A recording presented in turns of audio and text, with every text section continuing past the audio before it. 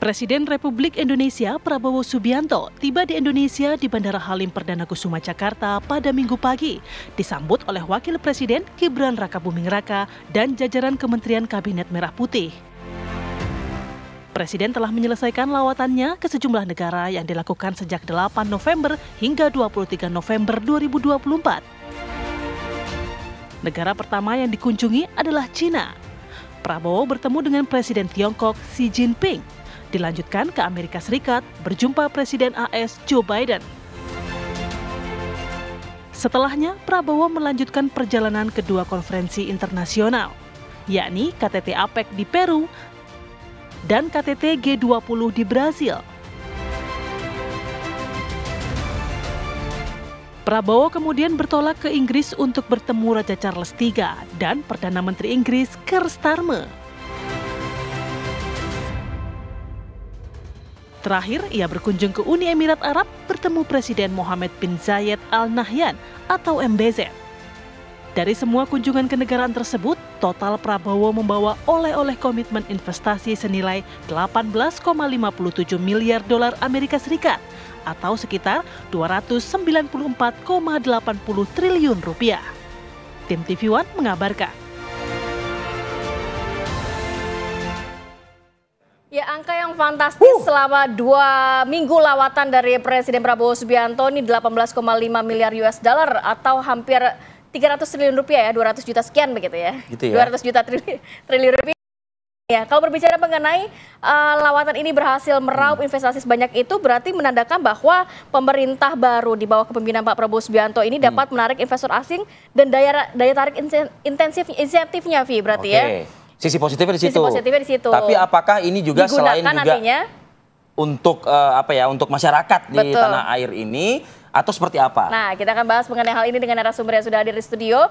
Sudah ada Mbak Dina Praptora Harja, pakar hubungan internasional Sinergi Policy. Selamat pagi. Pagi Mbak Dina. Mbak Dina. Lama nggak jumpa Mbak Dina saya. Kemudian juga ada Prof. Ibnu Ahmad, Guru Besar Ilmu Komunikasi FISIP UI. Pagi, Prof. Pagi, Prof. Pagi semuanya. Maaf ya Prof, menendang jadwal mengajar di kampus. Iya, tapi online udah komitmen dengan mahasiswa. Tapi kan memberikan ilmu juga kepada masyarakat. Insya Allah, ya. Kemudian juga ada Mas Dede Prayudi, tenaga ahli utama Kantor Komunikasi Kepresiden. Mas Uki, selamat pagi. Selamat pagi, senang berada di sini lagi. Selamat bertugas Mas Uki. Terima kasih. Mas Uki dulu lah ya kita ya. Boleh.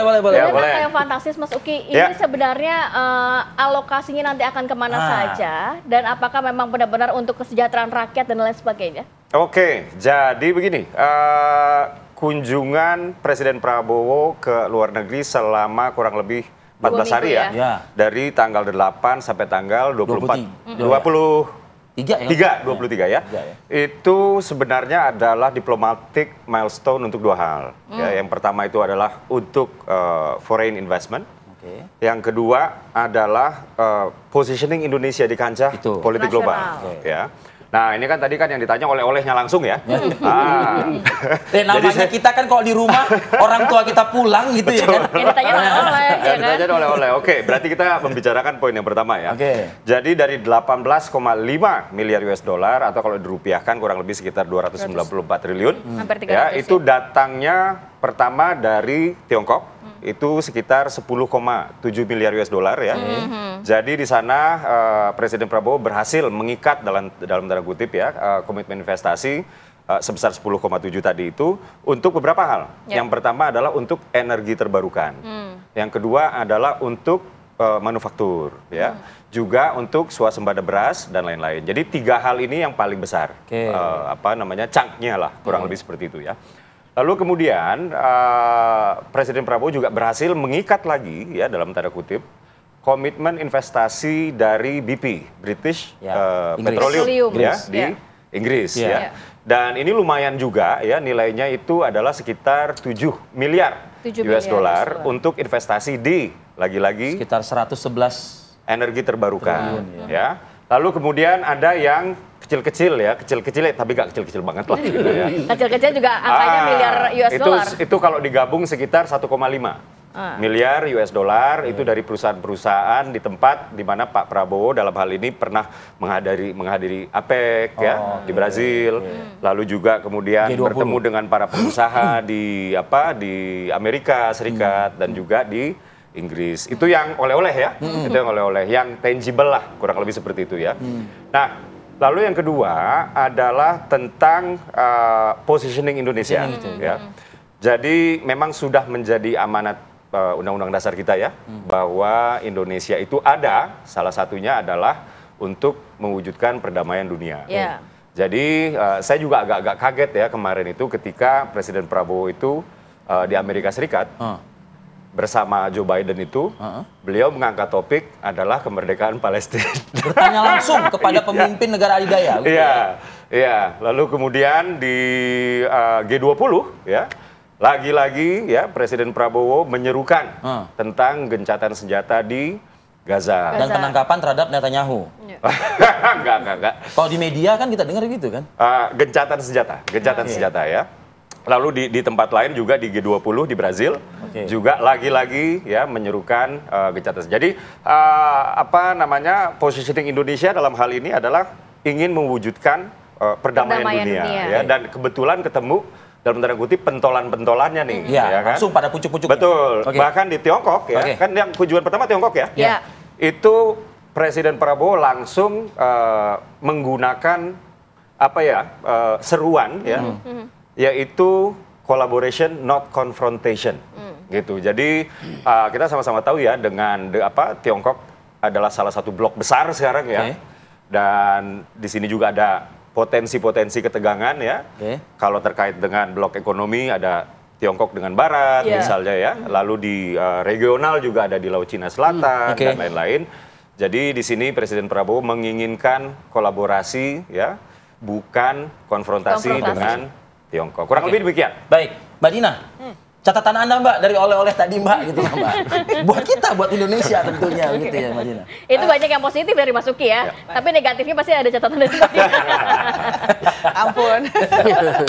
Gini, jadi kalau angka itu pada dasarnya kan wajib ya, kita mengkuantifikasi lah. Betul. Jadi realnya yang benar-benar bisa turun ke Indonesia apa? Karena pertama-tama kalau orang pertama jadi presiden itu kan satu transisi kekuasaan antara presiden yang lama dengan yang baru gitu, stylenya seperti apa, prioritasnya seperti apa. Nah itu ditunjukkan dengan negara mana yang dikunjungi pertama-tama, gitu kan?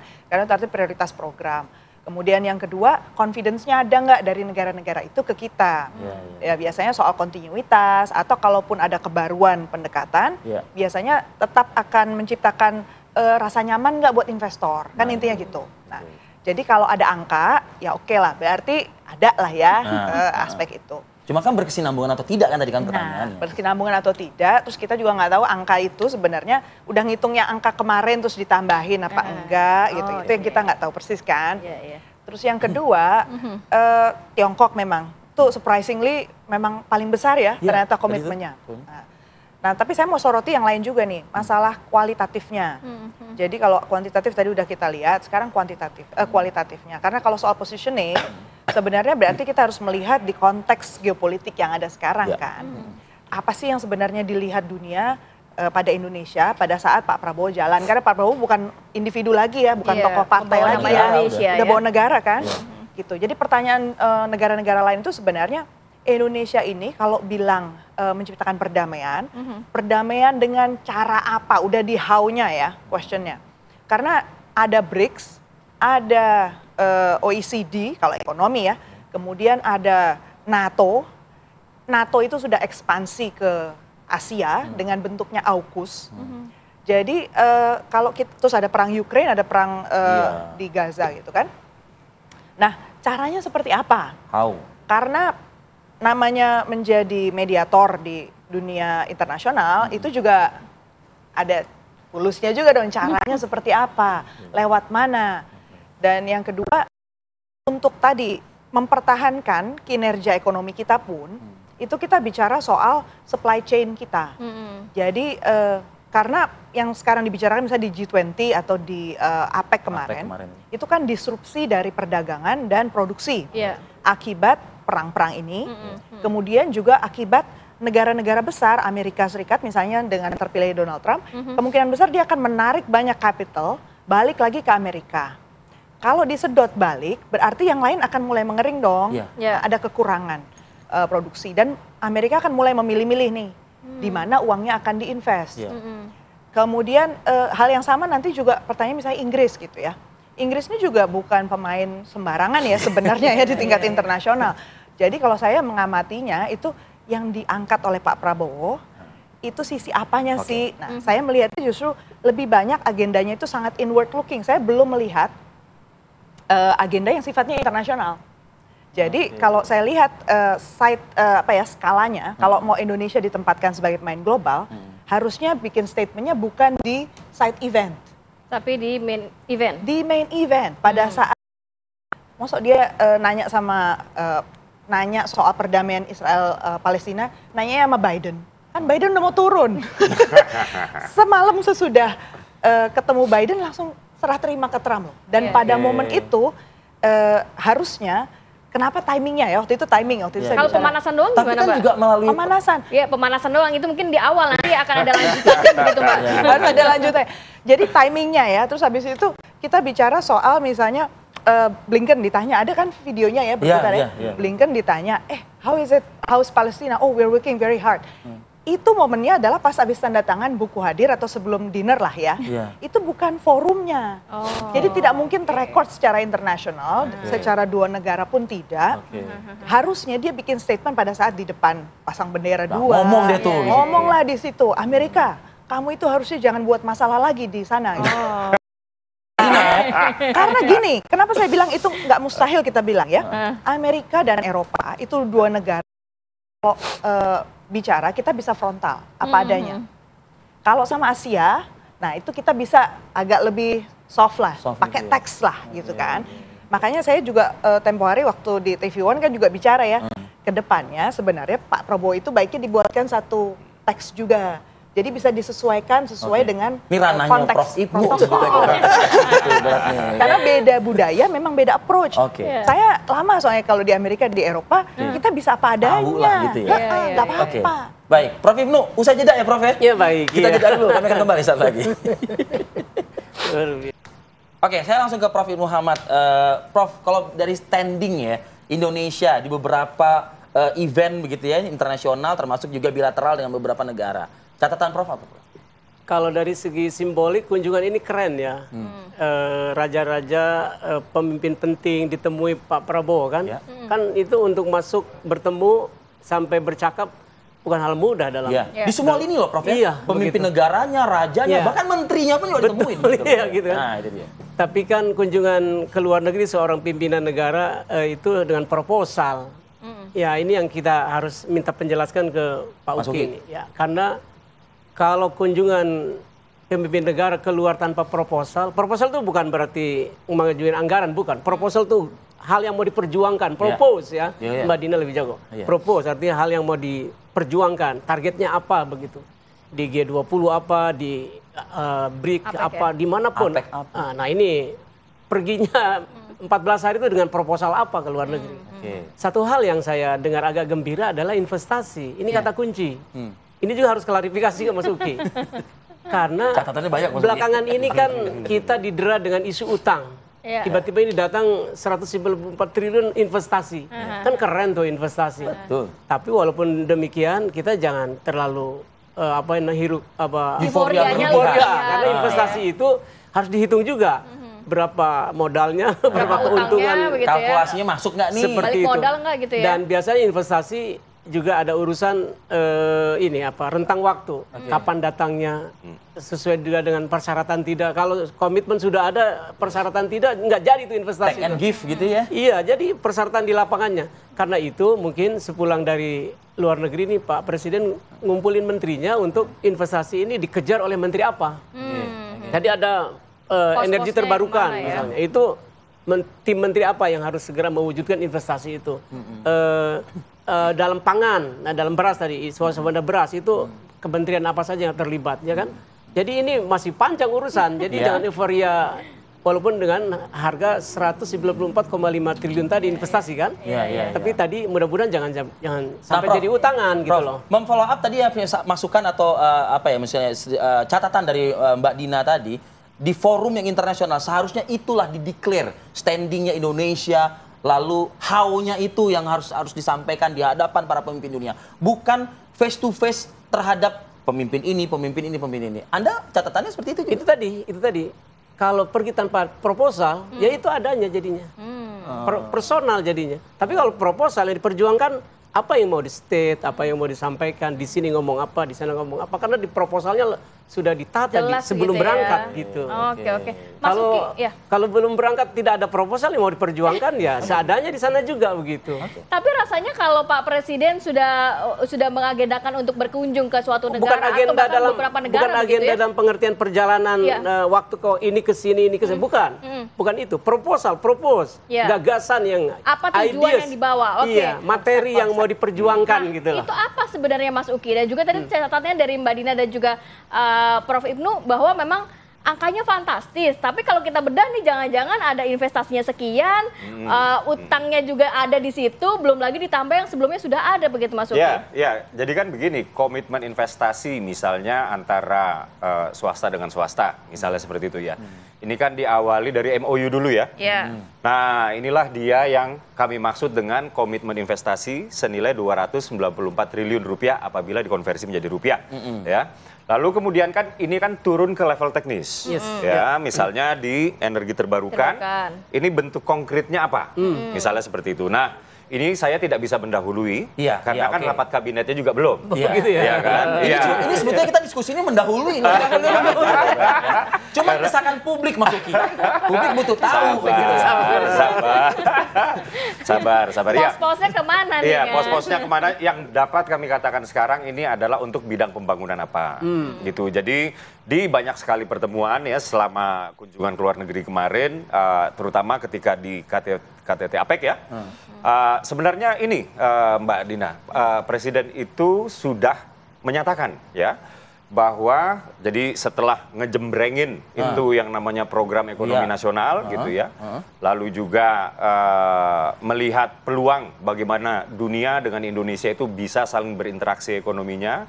Kemudian Presiden Prabowo juga mengatakan bahwa stabilitas politik internasional itu diperlukan, dan di sana Presiden Prabowo menyelipkan kalimat untuk gencatan senjata di Gaza.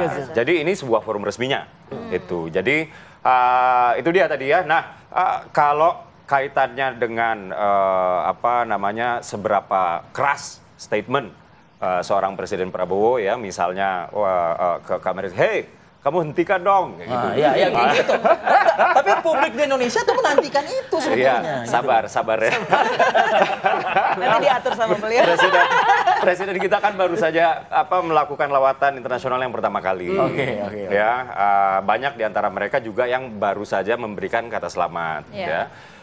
Dengan Joe Biden. Sebelum menuju Gedung Putih, wah ini keren ini disambut sama pasukan jajar, ada dentuman meriam dan lain-lain. Dan setelah itu kemudian Presiden Prabowo kan teleponan dengan Donald Trump. Presiden terpilih. Presiden itu terpilih. harapannya Bu Dina. Ini udah mau selesai loh. Harusnya bertemu langsung ke Donald Trump. Cuman kan gitu ya. memang jadwalnya saat itu nggak memungkinkan untuk bertemu dengan Presiden terpilih. Cuman memang ada agenda-agenda di mana akan ada kunjungan balasan lah. Gitu. Nah, kita berharap mudah-mudahan nanti Presiden Amerika Serikat yang baru saja dilantik ya.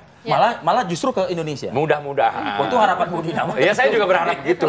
Tapi kan lagi-lagi ya, saya ini kan tidak bisa melampaui apa yang belum pernah terjadi gitu ya. Jadi kita sama-sama berharap lah agar ada kunjungan balasan. Kemarin juga di Emirates ya. Di Emirates juga Raja setempat sudah mengatakan bahwa beliau akan melakukan kunjungan balasan ke Indonesia. Kemudian juga King Charles juga mengatakan bahwa saya sudah pernah ke Indonesia sebanyak 2 kali. Dan ya mudah-mudahan ya akan ada momen di mana Raja Inggris tersebut akan melakukan kunjungan ke Indonesia. Jadi betul ya bahwa memang ada global positioning Indonesia, itu kita menebalkan itu kita ada di mana ya. Akan tetapi mungkin memang kalimat-kalimat yang terlalu keras, konfrontatif itu memang agak-agak dihindari dulu lah. Sabar. Meskipun publik di tanah air ya Mbak Dina kita boleh berharap ya. Karena timingnya pas. Pas banget itu. Pas banget sekarang. Ekonominya ada di APEC, Iya. ya kan? G20-nya pun G20-nya juga ada. Ya. Karena gini, perjuangan misalnya ya di G20, kita bicara G20 itu baru 2 tahun lalu kita menjadi presiden di G20. Terus tahun depan South Africa gitu ya. Dan sekarang Brazil. Tahu dong, kelihatan salah satu yang menjadi mapping nampak sekali itu berarti kan gengnya BRICS, yaitu geng kita bilangnya kelompok yang dianggap berada di luar dari kelompok Barat. OECD. Itu sedang mengokohkan posisi gitu ya. Dan mereka berusaha membangun inklusivitas yang lebih untuk negara berkembang. Makanya dia ngundang semua. Tentu mereka sangat menyambut baik tokoh seperti Indonesia masuk ke situ. Momen nih. Momen betul, banget. betul. Dan kalau dibilang penting mana antara APEC sama G20 untuk mengangkat sesuatu yang lebih strategis, G20 dulu. Karena G20 itu kesempatan buat negara-negara yang populasinya besar, pasarnya besar. Seperti Indonesia juga labornya ya. besar seperti Indonesia untuk say something about it. Karena tadi soal disrupsi, investasi, kemudian kita udah lihat lah Elon Musk jalan kemana-mana gitu ya sebagai wakilnya dari Amerika untuk bikin deal-deal nih ya sama negara-negara lain. Dan Pak Prabowo kan punya orang untuk ngelihat ya movement itu. Kemudian juga soal perang. Perang di Ukraine ini bukan hal yang cuman akan relevan di sana di Eropa. Kita tahu persis gara-gara Donald Trump dulu naik di jilid 1, itu Jerman kehilangan kesempatan untuk kerjasama lebih baik lagi di NATO gara-gara dia tiba-tiba harus bayarin, Amerika kan bilang saya turunkan anggaran untuk NATO. Sekarang budget untuk NATO itu sama antara Amerika sama Jerman. Padahal biasanya kan Amerika yang bayar lebih mahal. Jerman udah mengantisipasi, ini Donald Trump jilid 2, berarti dia akan menanggung sampai 4% maksimal ya dari GDP dia. That's a lot of money. Jadi artinya urusan-urusan lain di dalam negeri Jerman, juga Eropa, itu akan sangat terpengaruh gitu. Jadi itu udah diantisipasi. Jadi kalau kita mau bicara soal, apalagi Inggris sudah nyumbang ini ya, udah dipakai senjata misalnya dia untuk nyerang Ukraine, untuk nyerang Rusia. Rusia udah bilang, udah ketahuan ya, berarti Barat udah nyerang kita nih ya, siap-siap aja gitu. Jadi situasi memanas dengan konteks yang seperti itu. Nah Indonesia membaca ini gitu kan. Nah memang legasinya gini ya, legasi zamannya Pak Jokowi. Legasi zamannya Pak Jokowi ini kan adalah kita banyak menyatakan hal itu di forum. Karena Pak Jokowi itu dulu kecenderungannya sangat inward looking, melihat ke dalam negeri. Sudah gitu beliau kurang nyaman waktu itu dengan conversation atau diplomasi yang langsung gitu, sehingga akhirnya kita melembagakan gimmick. Jadi banyak hal-hal yang mikro-mikro itu diangkat untuk menunjukkan kebanggaan pada presiden. Gitu. Nah sekarang masih berlanjut nih kelihatannya, mudah-mudahan jangan diteruskan lah ya. Itu yang penting dari Mbak Dina ya. Jangan diteruskan lah ya. Baik, kalau dari Prof. Ibnu seperti apa? Tapi kita tahan dulu ya, kita akan sambung lagi di segmen berikutnya, tetap bersama kami.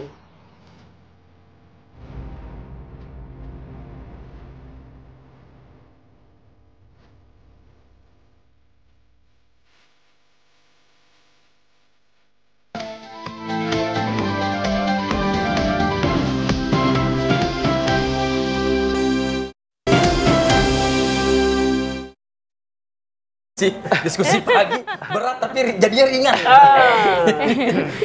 Kita lanjutkan lagi perbincangan. Saya mau ke Prof. Ibnu, kalau berbicara mengenai ya diplomasi ekonomi, kemudian positioning Indonesia, ini kan kedepannya ini baru pemanasan ada ibaratnya ya. Nanti akan ada pertemuan selanjutnya, kemudian kunjungan ke negaraan dan lain sebagainya. Apa yang perlu diperhatikan ke depannya? Saya ulang sekali lagi ya.